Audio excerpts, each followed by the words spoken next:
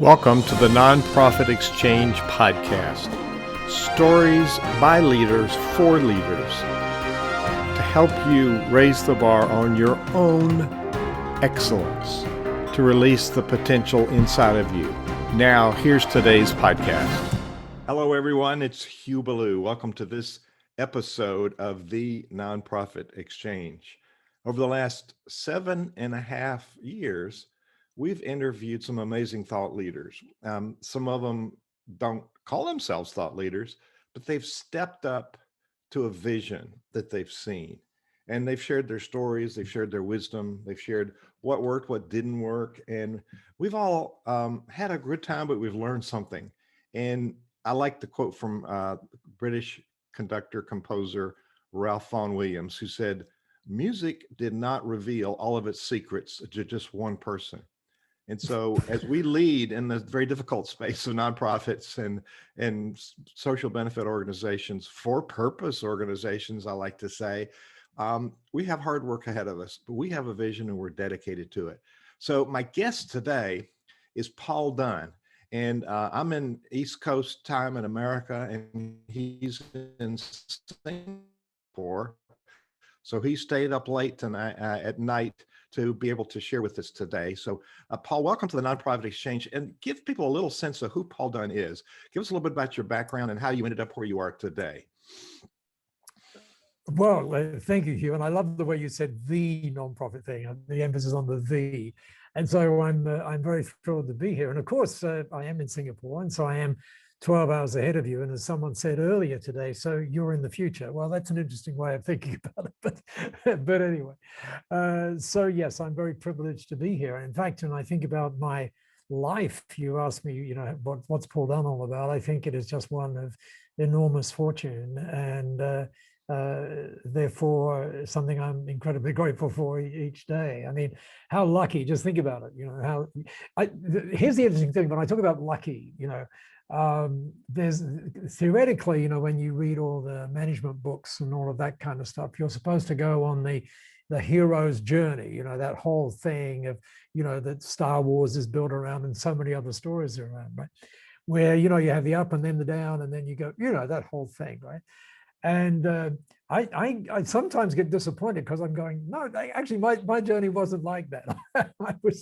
I just thought I was so lucky. I mean, how lucky can you be at age 21, just a few years ago, to be hauled out of, well, no, that's the wrong way to say it, to be there working away in the United Kingdom, just outside of London, and then to get invited to go to Australia to be one of the first 10 people in Hewlett Packard, right? I mean, how lucky can you be, right? And you're sitting down with, literally with Bill Hewlett and Dave Packard. Interestingly, about 18 months ago, when we could fly, I was flying to speak in Silicon Valley at a big session there with some 5,300 people.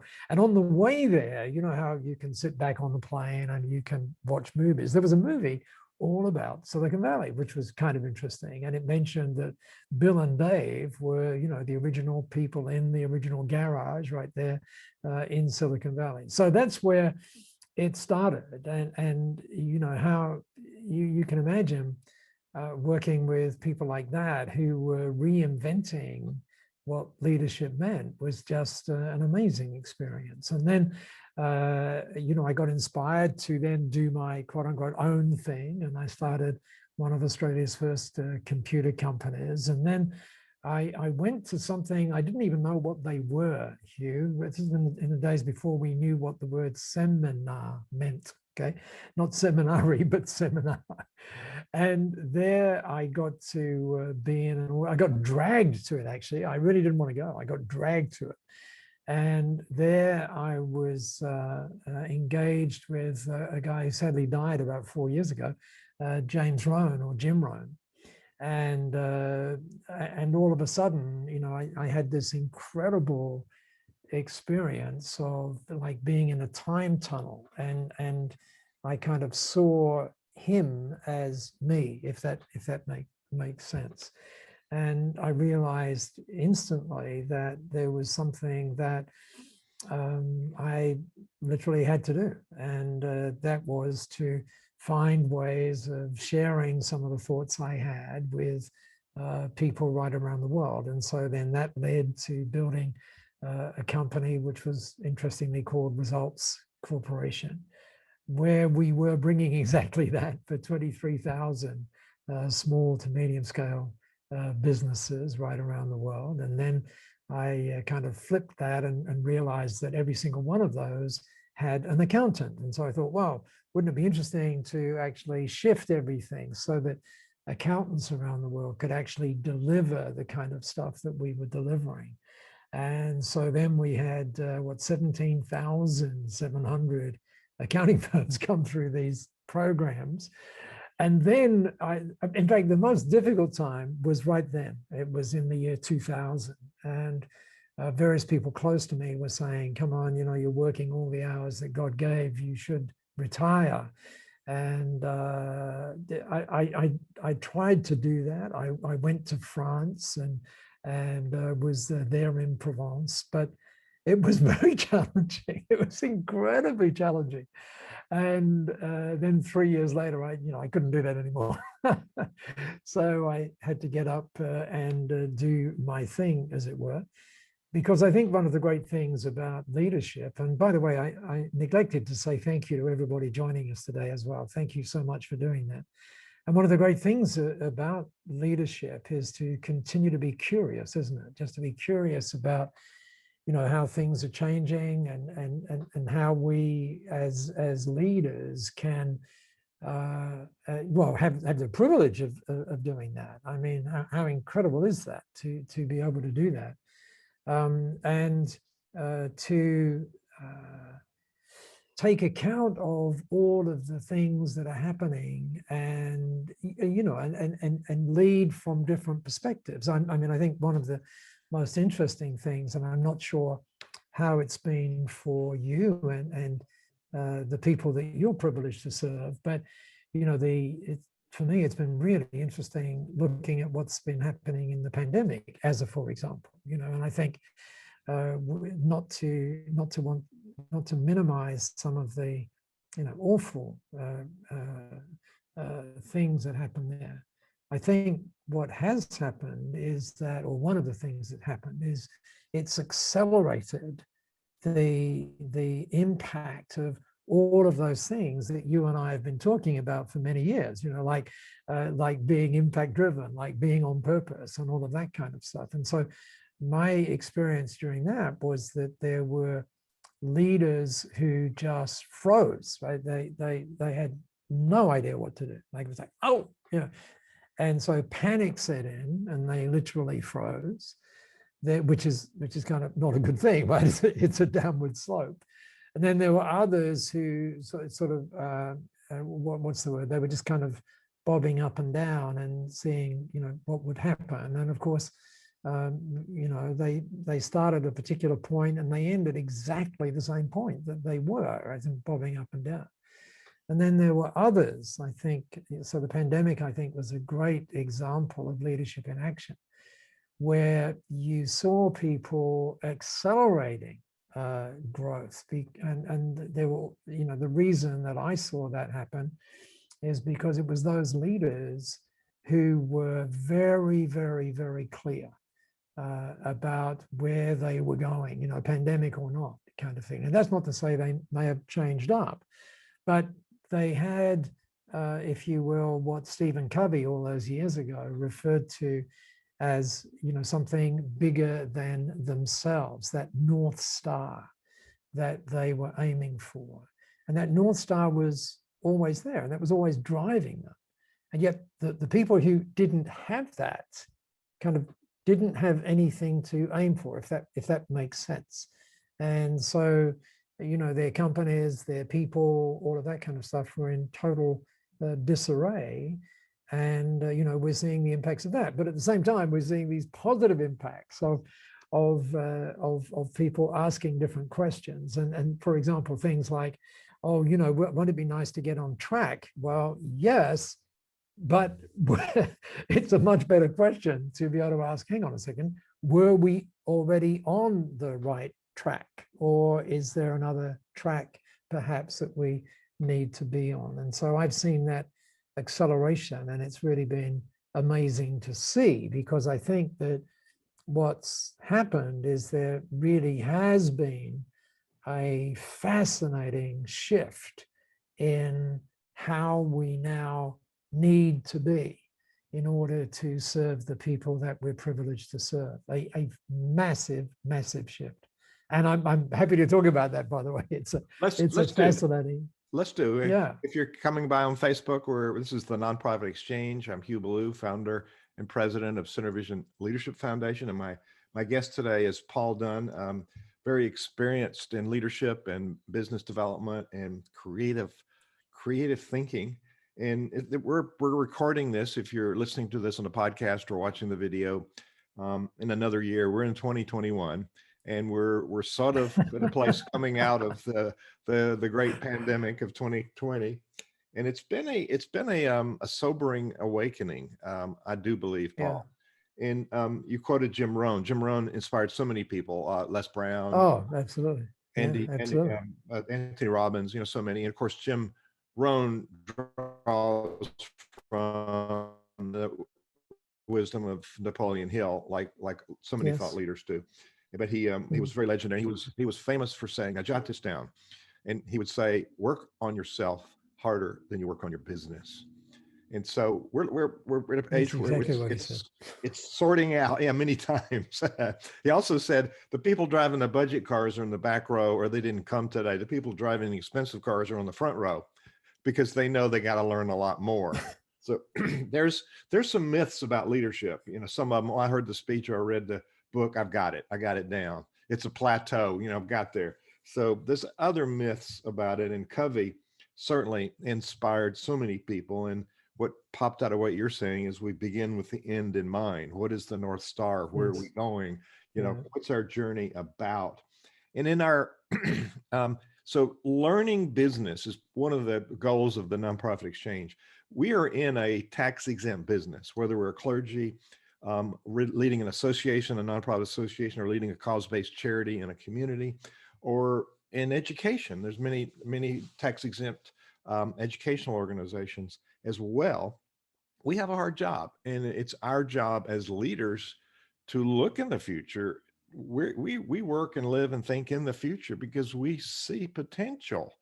So as we proceed with this, what are some of the most important lessons that you learned in that journey you talked about? And secondarily, after you talk about what you learned, what have you observed are some of the major pitfalls that leaders have?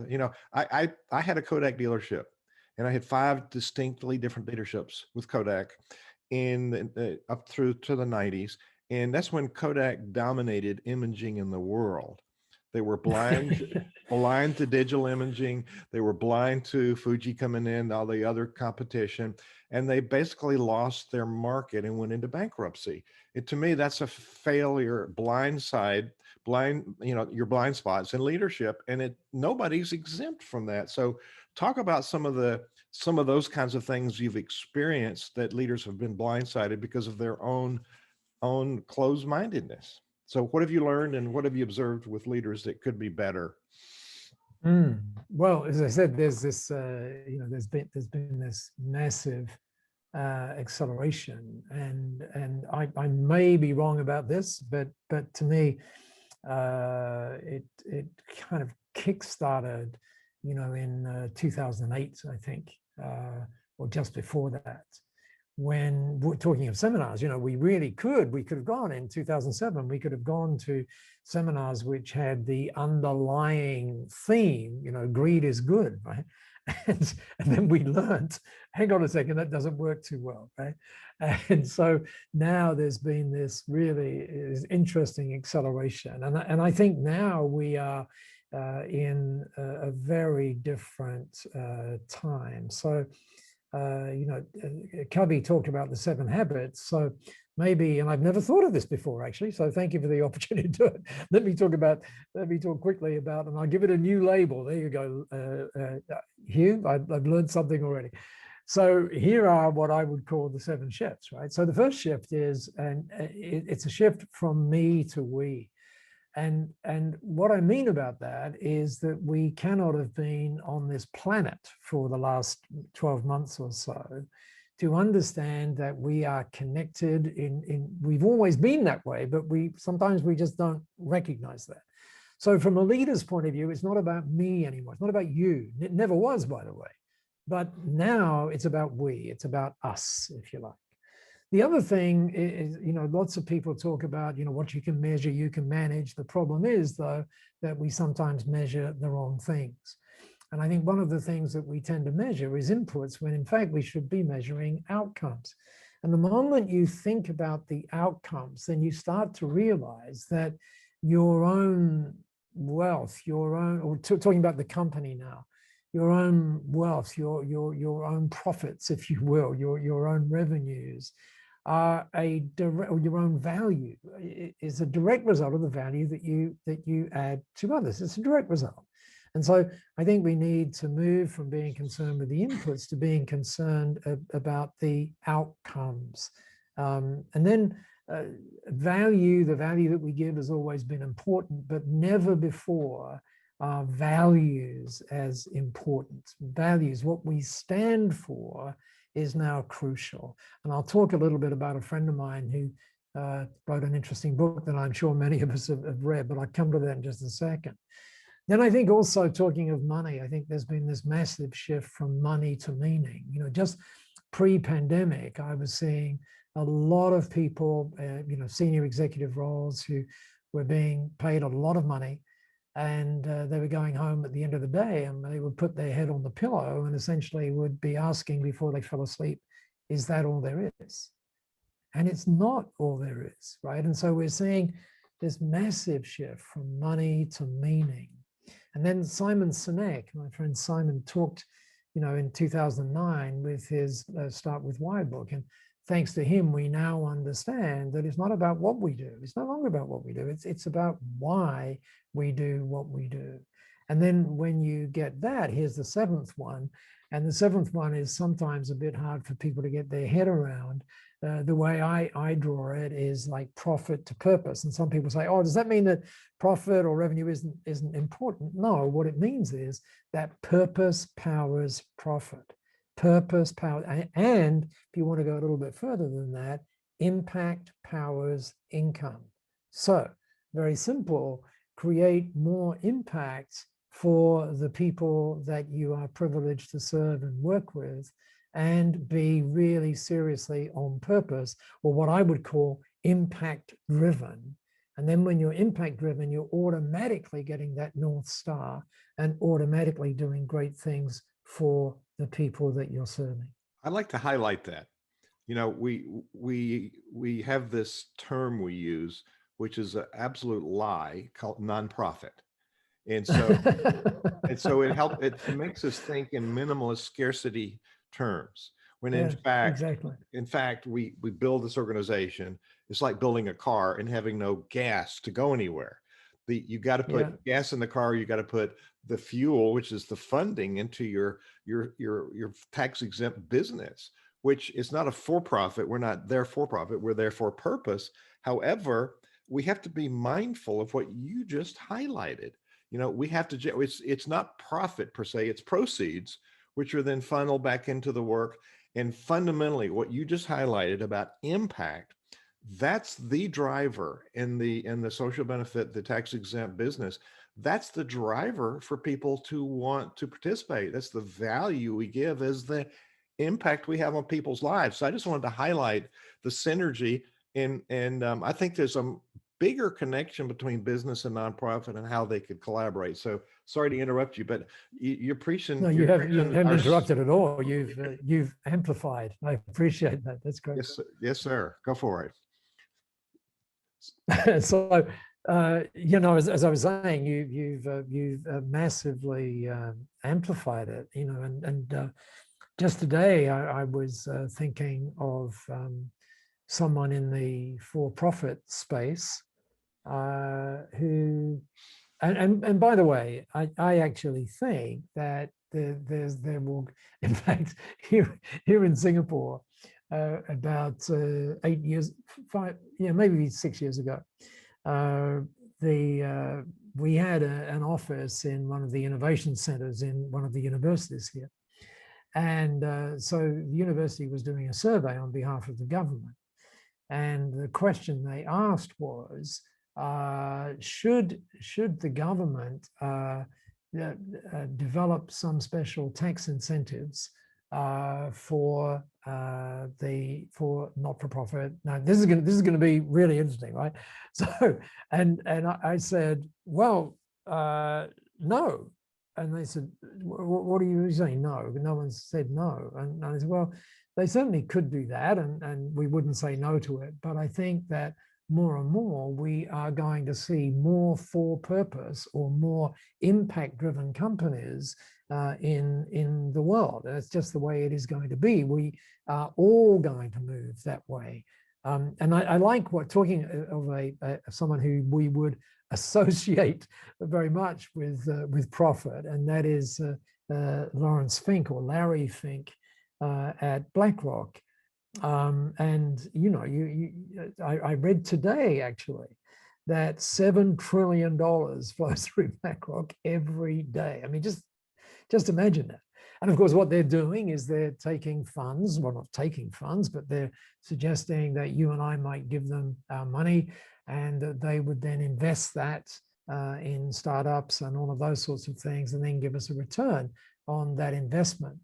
But he is really, really interesting because let me read you something that he said recently. He said, "Purpose is not a mere tagline or a marketing campaign. It is our fundamental reason for being. It's what a company does every day." Here's the word you used just a minute ago, Hugh, to create value for its stakeholders. Purpose is not the sole pursuit of profits or revenues or whatever, but it is the animating force for achieving them. Profits are in no way inconsistent with purpose. In fact, profits, revenue, and purpose are inextricably linked. I love the way he says that, particularly this whole thing around, purpose is not the sole pursuit of money and revenue, but is the animating force for achieving them. I like that a lot. That's perfect. Oh, that is powerful. Thank you for sharing that. So you were headed down a track, and I interrupted you. So you want to go back to exploring the track you were on? Oh, no. I mean, I could keep going for years on any track, but if you wanted me to give you the sort of top line of that, it would be impact powers income and purpose powers profit. But there's another interesting thing. If anybody has been writing these things down, okay, so if you look at the things that I would describe on the left-hand side, right? So that was me, it was inputs, it was value, it was money, it was what, and it was profit. Hugh, when I look at those things, just those 7 things, there's only one word that comes to my mind when I think about those words, and that word is transactional. Everything there is transactional. On the other hand, when I think about the things on the opposite side of that, that is to say, we, outcomes, value, meaning, why, and purpose, there are 2 words that come to mind when I think about those. The first one is humanity. I love that word. In fact, the biggest association of accountants in the world, that is called the AICPA, in the US, just did this amazing study. Someone might want to go online. It's called Human Signals, and it talks about how the humble accountant, right? The humble accountant has to really understand this whole purpose-driven thing. It's really a fascinating report, and I think it would be valuable for any leader anywhere. So it's called Human Signals, and the AIC put it out. But again, if I look at the right-hand side of that thing, purpose, why, meaning, values, and outcomes, as I said, humanity is central to it. But I think there's another word that's central to it as well, and that word is connection. And I think connection is, I think there are 2 words that really underscore where we have to be in leadership now. And those two words are connection and belonging. And I rather like what Jeff Bezos said pre-divorce in an interview, and he was being interviewed in front of a massive crowd, and the interviewer said to him, Jeff, by the way, don't you think that'd be rather nice to be on a first name basis with Bezos? Anyway, so he says, Jeff, what would be the advice that you would give to your, this was like 2 years ago, right? What would be the advice that you would give to your marketing department now as compared with what you did on day one of Amazon? Bezos looked straight at him and he said, well, it would be exactly the same as it was on day one. And the interviewer said, oh, really? Like what? And Bezos said, we need to remember every time that people want something to belong to.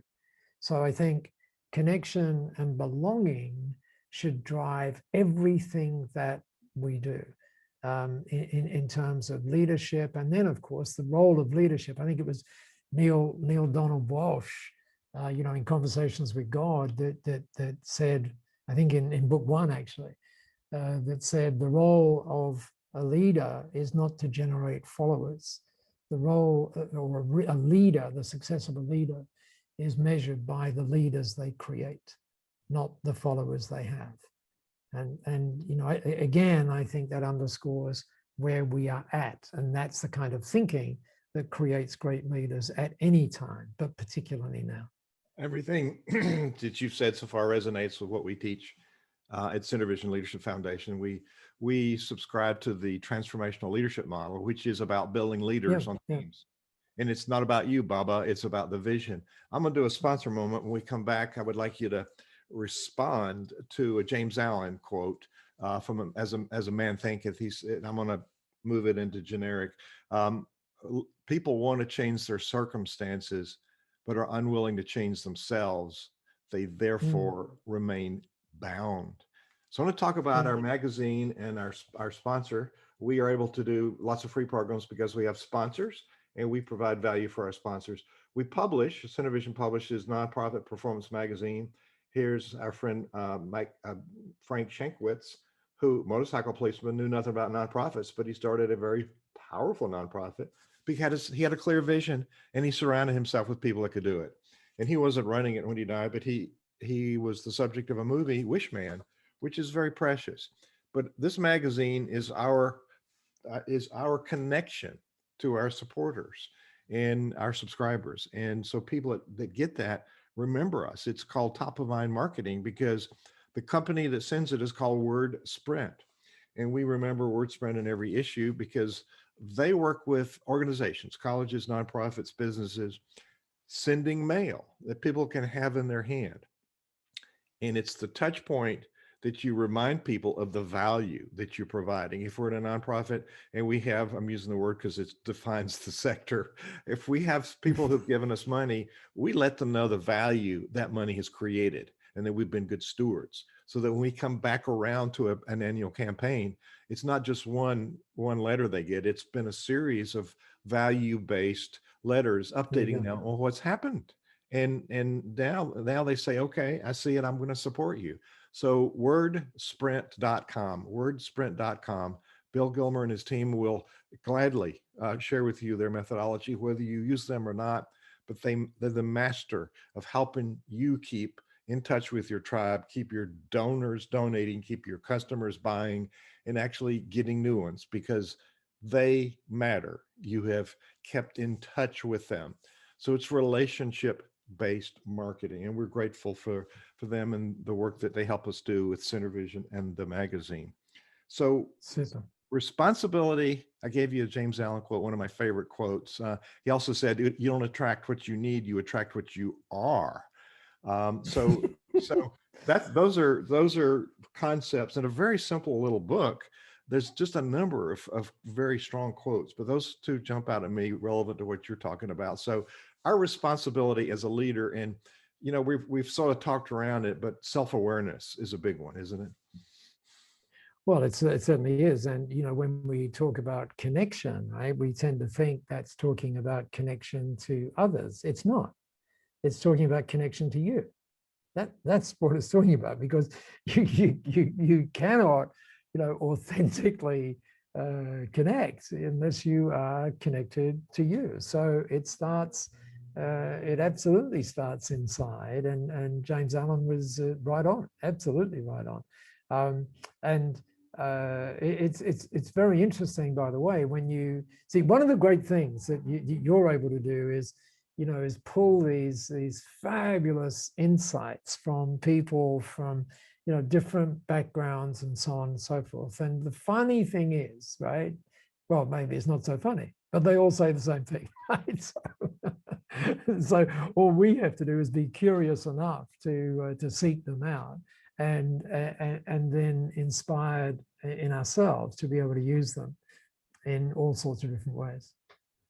Yes, and that's awareness. So I'm going to switch my persona from being in the mountains of the western side of the Commonwealth of Virginia to being in the concert hall. And you talked a minute ago about our ultimate goal is an influence, but as the conductor, influence is the pathway to impact. So I've got this little white stick, and I'm in front of these union musicians, and people who aren't conductors think we're dictators. But I tell you what, you got a little white stick, you can't make anybody do anything. They're going to play for the 2 hours you've hired them, and then they're going to leave. But they will perform at a higher level, right? They're union. They're going to say, we're going to play the notes, we're leaving. However, if we influence them, they will play at a much higher level. So through our influence, it's us as influencer, not as power people, that we get results. And everybody in that group is a leader in their own right. They're very skilled at what they do. So it's the leader's job to influence them to step up. And in a symphony, it's the harmony of the synergy, which I got the name of my organization. It's the harmony through the synergy and the commonness of the vision. So speak for a minute. Now, you had a business where you influenced leaders. You talked about the accountants, but you business leaders all over the globe. And so the essential part of what I just talked about is leaders paving the path and encouraging and influencing people to step up to their potential. Exactly. And I love that photograph behind you, by the way. And I as you put it up there, I wondered to myself, what would Hugh be saying to the orchestra before the orchestra gets on stage? What would you say? I will repeat a quote from the famous conductor Robert Shaw, with whom I spent thousands of hours studying. He said, this is going to be a great performance to the collection of choir and orchestra, and it's going to be all your fault. And so Robert Shaw was famous for his pithy sayings of just boom. He didn't care. He was an equal opportunity offender, but he would be very profound in how he framed things, which encouraged us to step up and do our part. Because the conductor doesn't do it, the conductor allows us to do it. So that's the leadership paradigm. We don't do it. We allow others, and we provide the space and the guidance for others. Is that right? Exactly so. And that's the beauty, isn't it, of being able to frame, frame things. And I think what's interesting too is that, I mentioned earlier on that if you're continually curious, then you start to see new things that were always there, but you just didn't see them. And so right now, one of those things for me is, in fact, a friend of mine was talking yesterday about a new podcast that he was going to be doing in Australia, and it was for purpose companies, right? And his name is Tristram. And I said, Tristram, one of the things that I'm talking about these days is, I've been talking about for purpose for a long time, but I'm switching it up to talk about being impact driven. And he said, oh my goodness, I like that, because it's a little more active, if you will, than simply for purpose. And so we have businesses, for example, who on their month or on their daily catch up They have what we call morning tea for good, which is kind of interesting. And then we will talk about the impact. So the reason I ask you that question about the audience is I wondered, I'm sorry, about the orchestra. I wondered how I would do that. And probably now I would say something along the lines of, I could not beat that quote, and I'm not trying to beat that quote. But I think that if everybody gets the idea that we are here to impact and we are driven by that impact, so we're not focused on ourselves, we're focused on the others and the impact that we create, then to me, that's like a game-changing thing. It really is game-changing. And one of the experiences that I've had recently is where people sort of run with that idea of being impact-driven, and then they start to measure the impacts that they're creating in various ways. So for example, I know that you are huge on meetings, right? You're huge on meetings. You have these wonderful playbooks as to how to create great meetings. One of the things we do is we measure the impact of the meeting, believe it or not. Everybody has an opportunity to rate it out of 10.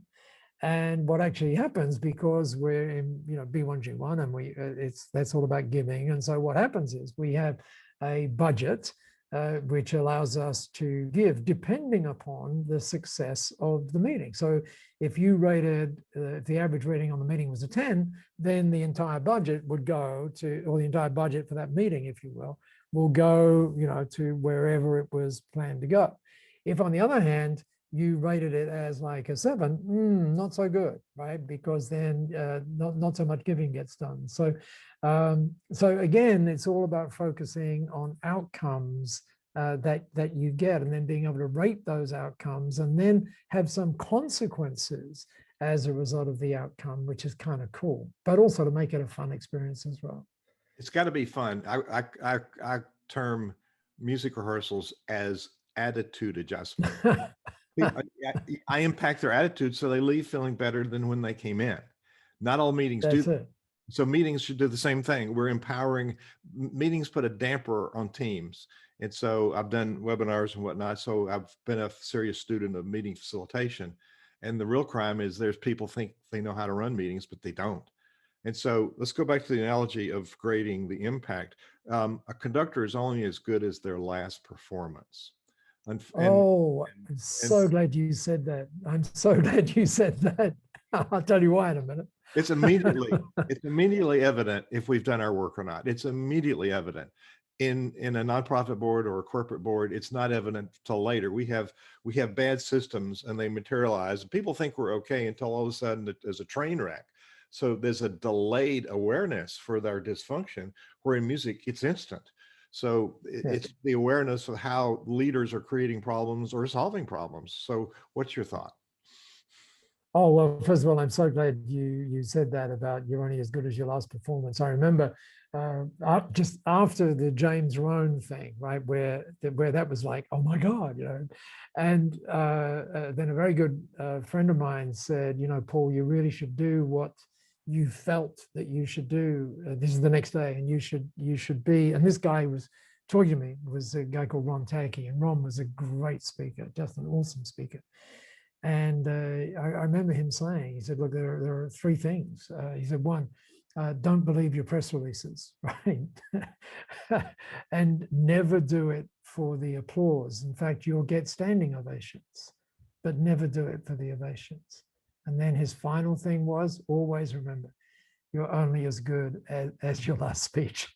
So that just brought back a lot of memories for me right there. Absolutely. Absolutely. So we always need to be treating every opportunity as special and new and important. Sometimes we don't do that, and that's what gets us in the end. Yeah. And how thrilling is it that through, I mean, I love, Hugh, the music analogies that you use, because, I mean, just all of us in leadership right now, right? Just imagine that we were, in fact, conducting an orchestra, right? And we've got 2 hours, right? Or whatever the length of that performance is, to make sure that everyone is absolutely at their best and they're supporting the other person nearest them, all of that kind of stuff. I mean, how cool is that for an analogy of what creates an extraordinary organization? And I'm sort of you talked about starting a new pathway and doing something different. The last three, I served mega churches as music director, and they were all in crisis when I got there. And so we just decided in the last one, the bishop sent the preacher there to close down the church in Alabama. We didn't. We doubled the attendance. We built 100,000 square foot auditorium. We brought in world-class artists, like at New York City. We had this artist series that was a winner, for which we paid nothing. You know, we negotiated with others to be able to do this together. We had the facility. So we don't think enough as leaders about sharing the stage, about bringing collaboration in. So we've experienced, with the Napoleon Hill writing, he interviewed amazing thought leaders, but that was the age of greed, capitalism. It was the greedy. So, and then we've experienced the power system of communism. It enslaves people. Now there's a time to come up to some sort of, as Bernie Dorman, who recently died, who founded CEO Space, his dad said, let's establish cooperative capitalism where we work together. And so exactly. Coming together, blurring the lines between this nomenclature and that nomenclature, how do we work together for the greater purpose, the greater good, and impact? I would like to unpack what you did in your business, inspired so many business leaders. And you shared with me, we talked a few days ago, that before the pandemic, you flew something like 400,000 miles, and you're not flying now. So you flew around impacting a whole lot of people. So what was the most important revelation in all of that work with the business, with businesses, accountants? What was the most important revelation you helped people achieve as leaders? Oh, wow, that's such a deep question. So let me just go back into the feedback, that you get as a result of the work that you do. And one of the most interesting feedbacks that I think gets to your question is that we see things in interesting places, provided we're curious, right? And provided we open our eyes. And just pre-pandemic, actually, I was in a line. I believe in America you call them a line. Elsewhere in the world they call them queues, but let's say it's a line. And I was in a line here in Singapore in Starbucks. And I'm not a reader of newspapers, but they happen to have the news, they have the newspaper as you're in the line, right? So I thought, I'll take a look. And there on the top right of the newspaper was this quote that was plugging, if that's the right word, a section of the newspaper. And the quote said this: "We have not inherited the world from our forefathers. We've borrowed it from our children." And the moment that hit me, I was actually in the middle of writing a book which was called Legacy, and go, oh my goodness, that's it, right there. And then I started to think about the legacy. And when we think about legacy, we think about leaving it, right? But the interesting thing as leaders, then we don't have a choice about whether we're going to leave it. I mean, we're going to leave it, right? But the question is, what does it look like? That's the question. And so does it look like one, for example, of consumption, or does it look like one of contribution? And then whilst you, in your career, Hugh, worked with the magic of music, and there's so much magic in music, isn't there? But and the Quincy Joneses and all of those things, right? So I find magic in words, and I start to string different words together. So I thought about this whole idea of leave a legacy, and then the idea that we don't have a choice about that, right? So then I thought of some other L words that might sort of go along with legacy. So I thought, instead of leaving a legacy, why don't we live a legacy? Why don't we do that every single moment? And then, because we are leaders of our churches, leaders of our not-for-profits, we have this incredible opportunity to leverage that legacy. And so we become another way of thinking about what we do as leaders, is to think of ourselves as the guardian, if you will, of that legacy.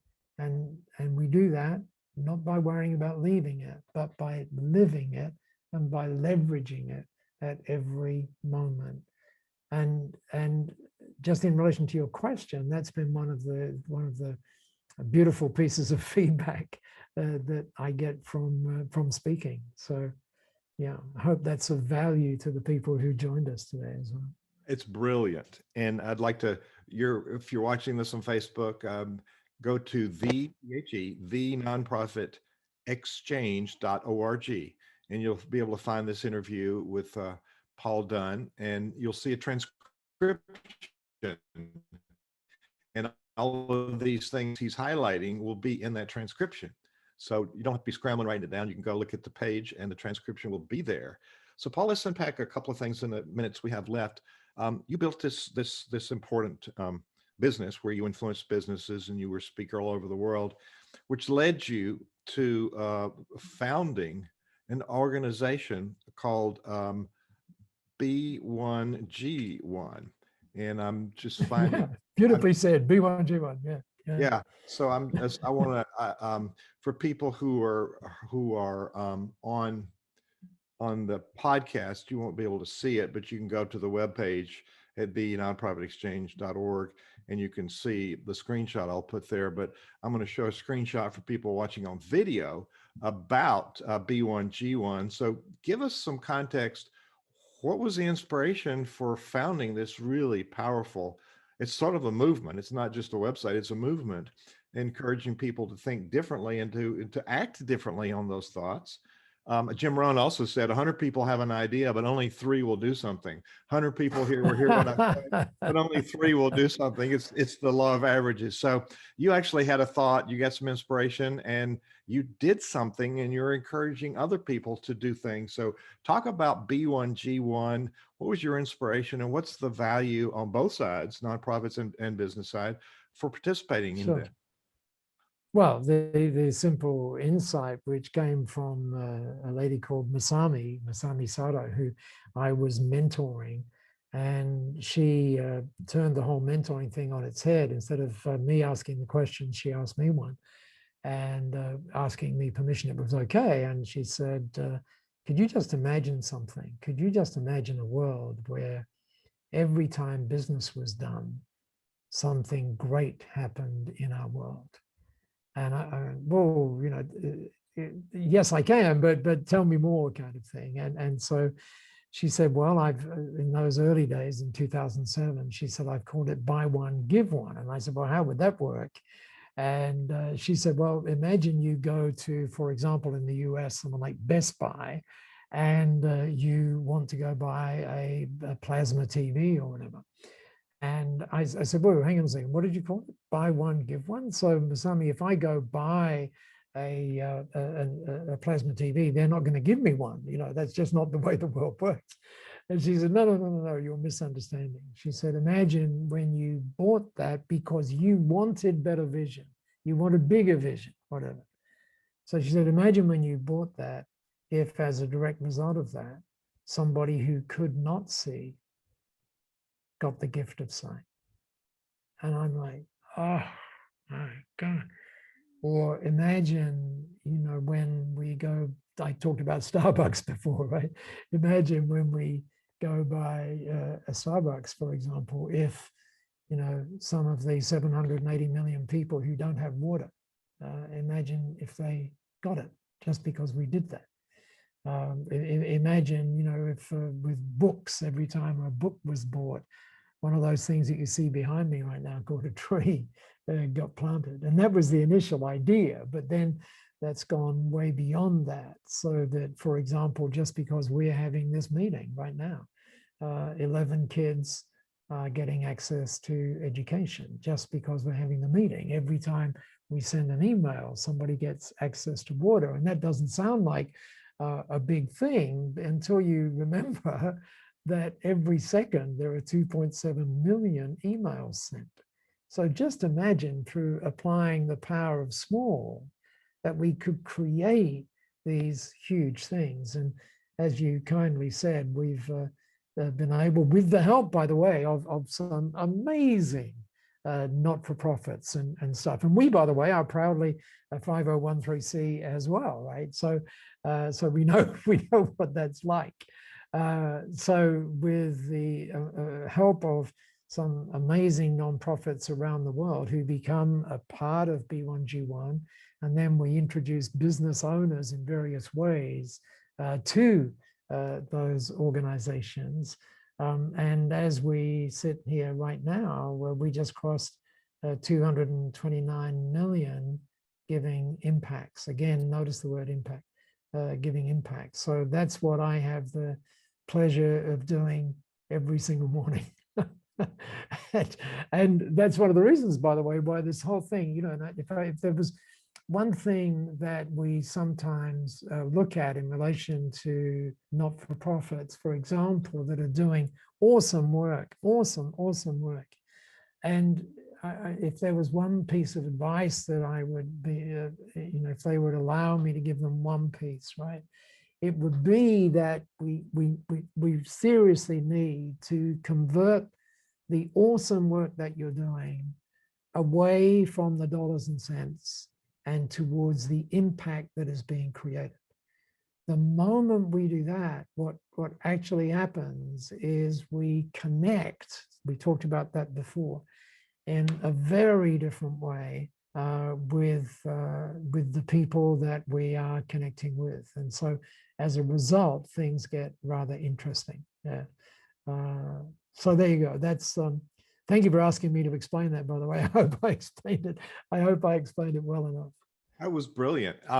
So what's that statistic? How many impacts? 2-point-something million? 229 million right now. And that's a total of what you've been able to accomplish since you started. How long has this been in existence? Well, that was in 2000. Well, really 2007 was when the idea came, you know, but it sounds such a simple idea, but it took us 3 years to figure out how to do that. And we're still learning, right? So it's from 2010 was when it first went live.